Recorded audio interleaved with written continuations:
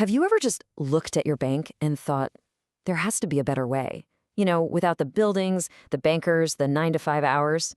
Well, today we're going to explore a completely new way of thinking about finance. And it all kicks off with one simple question. And yeah, I'm being serious. Just picture it for a second. No lines, no holidays, no waiting around for someone to approve your transaction. Just a machine, always on, ready to give you exactly what you need instantly. That one idea, it's pretty much the key to unlocking this entire world.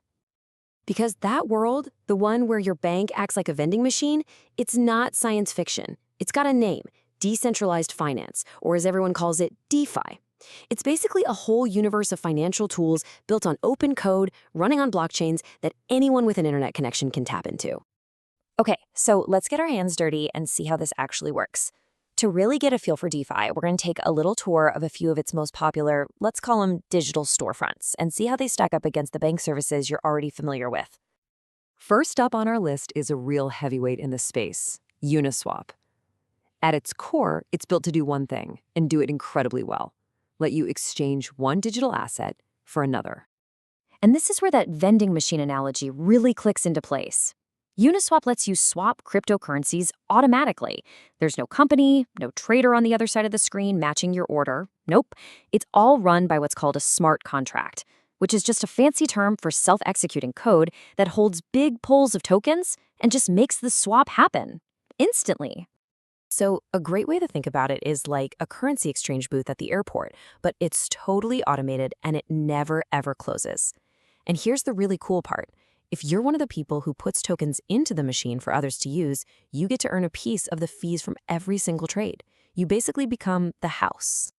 All right, so swapping tokens is one piece of the puzzle. But what about the stuff we really associate with banks, like lending and borrowing? Well, for that, we turn to another major player called Aave. The idea here is actually super simple, but really powerful. You can deposit your crypto into a lending pool and just immediately start earning interest from people who borrow it. It works a lot like a savings account.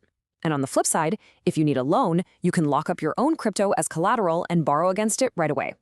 So Aave is essentially a global, automated savings and loan service, all rolled into one. The rules are right there in the code for everyone to see, and it connects lenders and borrowers from all over the planet without a bank acting as some kind of gatekeeper in the middle. But here's the thing. Not all exchanges are built the same. In the world of DeFi, specialization is a huge deal. And that brings us to Curve. Curve focuses on a very specific but incredibly important kind of crypto, stablecoins.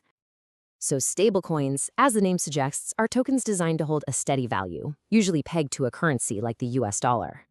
Curve is an exchange that's been engineered from the ground up just for swapping these kinds of assets, with ridiculously low fees and almost no price slippage.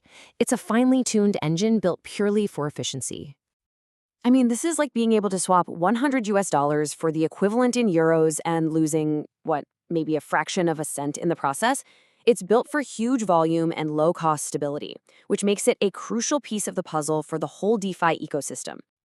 So we've covered exchanging and we've covered lending. What about investing and managing a portfolio? You guessed it, DeFi has an answer for that too, and one of the most interesting ones is called Balancer. Imagine being able to create your own personal index fund on the fly.